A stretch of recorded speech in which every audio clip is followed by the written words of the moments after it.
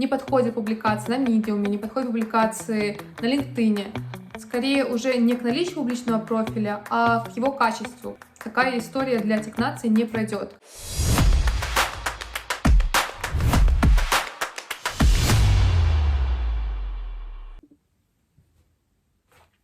Всем привет, ребята! Меня зовут Оля, я основатель компании Beyond Borders. Мы агентство по релокации, и мы помогаем с релокацией в такие страны, как Великобритания, Франция, Италия. Лично я работаю с UK Global Talent Visa, поэтому это видео будет именно про UK Global Talent Visa. Если вам интересно, как ее получить, то оставайтесь со мной на канале. Давайте сначала я расскажу про структуру данного видео, и затем мы перейдем к содержательной части. Это видео состоит из двух частей. Первая часть — это про изменения к публичному профилю, к тому, какие тенденции я лично, как эксперт UK Global Talent Visa, наблюдаю в контексте UK Global Talent Visa. Вторая часть, она посвящена одному из критериев, который также известен как опциональный критерий номер 3, или же contribution to the field. И здесь мы тоже поговорим про какие-то неписанные тенденции, но которые так либо иначе я как эксперт наблюдаю от заявки к заявке. Публичный профиль. Давайте поговорим про него сначала. Я думаю, что сегодня вообще уже ни для кого не секрет то, что наличие публичного профиля — это must-have, и хотя бы какой-то маломальский, а еще лучше развитый публичный профиль, он совершенно необходим для UK Global Talent Visa. Вопрос скорее уже не к наличию публичного профиля, а к его качеству, потому что если мы будем рассматривать этот вопрос в каком-то историческом контексте, то это будет достаточно показательно. В прошлом для того, чтобы получить или засчитать публичный критерий, засчитать mandatory критерий для UK Global Talent Visa, было достаточно сделать подборку статей на таких ресурсах, как HackerNoon, TechBullion, быть каким-то приглашенным экспертом, где у вас берут комментарий. На сегодняшний день такая история для технации не пройдет. Ваша экспертиза, она должна быть evident, она должна быть показательна из вашего контента, из тех материалов, которые вы создаете. Когда я искала материал для этого видео, я специально пошла на форум технации, попыталась найти какие-то свежие отказы, где бы объясняли, почему тот либо иной контент не подходит для визы. Так вот, если вы просто пишете какую-то совершенно обычную статью, то технация, скорее всего, вам скажет: The content of the article is relatively basic, covering topics already discussed by hundreds of other designers with a public presence.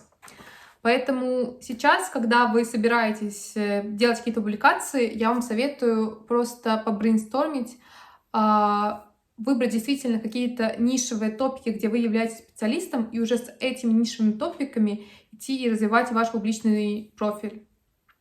Следующий вопрос, тоже в контексте публичного профиля, это не только качество тех материалов, которые вы создаете, но также и качество тех ресурсов, через которые вы делитесь.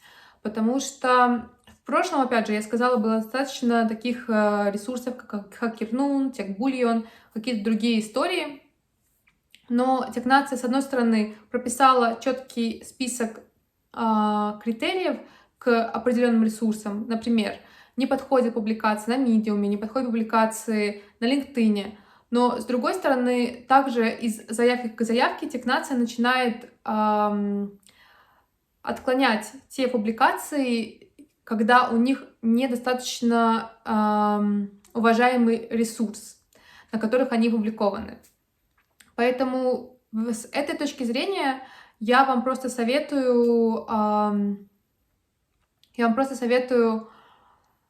уделить больше времени, тоже, как и в первом вопросе, поискать больше информации про какие-то ключевые медиа, где бы вы хотели быть опубликованными. Конечно, идеально было бы опубликоваться на таком медиа, как Forbes, но не каждый может себе это позволить с точки зрения экспертизы.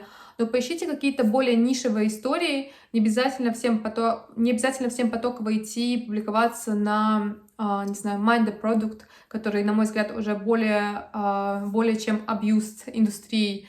Просто найдите какую-то платформу, которая действительно про вашу специальную экспертизу. Если вы дизайнер, это может быть Smashing, вообще отличный ресурс.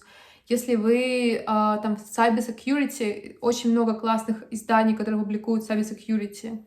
Мой point в том, что не идите какой-то очень мейнстримной тропой.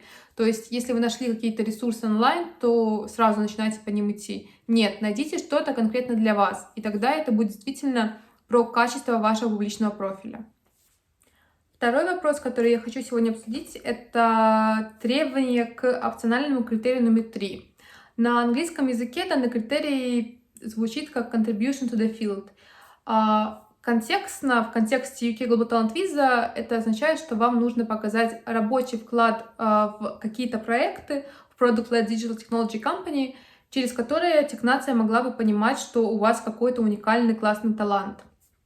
И давайте поговорим про то, что изменилось в контексте этого критерия. На мой взгляд, в прошлом это был один из самых простых критериев для доказывания. На сегодняшний день он стал одним из самых трики критериев для доказывания. И вот почему. Первая причина — это то, что технация сейчас ищет и пытается увидеть именно ваш личный, персональный personal contribution. И здесь зачастую у тех, кто подается на UK Global Talent Visa, случается путаница, потому что да, вам нужно презентовать какой-то проект, но, с другой стороны, технация всегда хочет, чтобы этот проект, ваши слова были подкреплены метриками. И здесь случается со мной confusion, потому что дизайнеры иногда могут нести метрики, связанные с user growth, которые вообще на самом деле никак не связаны с работой дизайнера, либо связаны в исключительных случаях. И в этом контексте технация, когда вы видите, что вы приносите метрики, которые скорее про компанию, про рост продукта, но не про ваш личный KPI, они скажут, что это team effort, не ваш какой-то личный contribution. Поэтому, наверное, первая тенденция — это то, что технация стала более требовательна, более щепетильна с вашим personal contribution.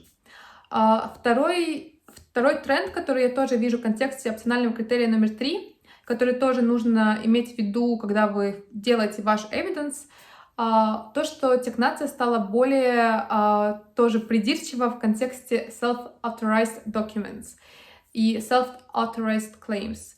В переводе на русский язык это означает то, что когда вы делаете контекст вашему доказательству, когда вы описываете ваш импакт, то зачастую у этого нету достаточного валидейшена за рамками ваших слов. И получается, что это все с ваших слов. Вот вы рассказали, что вы сделали какую-то фичу, а больше ничего этого не подтверждает. А может быть, на самом деле, это не только вы делали эту фичу.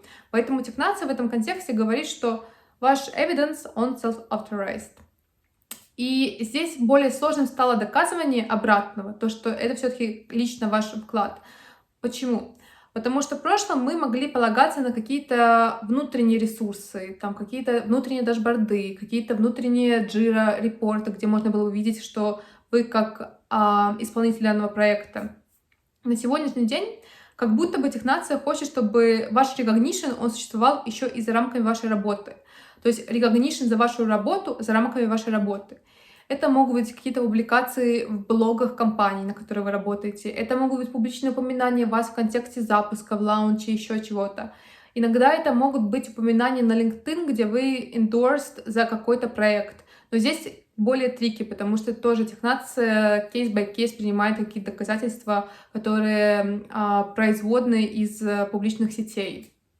Поэтому, да, это вторая какая-то тенденция, что делает гораздо более сложную работу с опциональным критерием номер 3, то, что всегда нужно пытаться подтвердить ваш контекст чем-то third party, чем-то со стороны. Вот. И третий тоже тренд, который я наблюдаю, то, что недостаточно просто делать крутую работу. Эта работа должна быть крутая по меркам индустрии. Как понять, что... вернее, не как понять, а как мне стало это понятно. Раньше, когда мы делали какие-то доказательства, связанные со вкладом в работу, мы представляли контекст чисто рабочий. Но сейчас технация, если она не видит контекст скорее на уровне индустрии, она скажет, что классно, вы хороший дизайнер, вы сделали классно вашу работу, но мы не понимаем, как это показывает ваш какой-то талант. Поэтому, когда вы делаете какое-то доказательство и стремитесь показать, что это какой-то significant вклад, significant contribution, вам нужно обосновать это не столько с точки зрения компании, вашего проекта, но и подумать, как это изменило индустрию или как это было новаторски для данной индустрии. Вот, обобщая, 3 тенденции, которые я идентифицировала в контексте опционального критерия номер 3, то, что технация всегда пытается установить ваш personal contribution, то, что технация стала более требовательной в контексте self-authored documents, и третье, то, что ваш вклад должен быть significant на уровне индустрии, не столько на уровне компании. Вот, ребята, постаралась я сделать это видео достаточно коротким, информативным. Если у вас остались вопросы в контексте тем, которые мы обсудили, публичный профиль или опциональный критерий номер 3, оставляйте их под видео, буду рада вам ответить. А вообще, я думаю, что если вы хотите получить UK Global Talent визу, у вас обязательно это получится, потому что получилось у многих моих клиентов. И у каждого есть уникальный талант, с которым можно работать, поэтому просто пробуйте.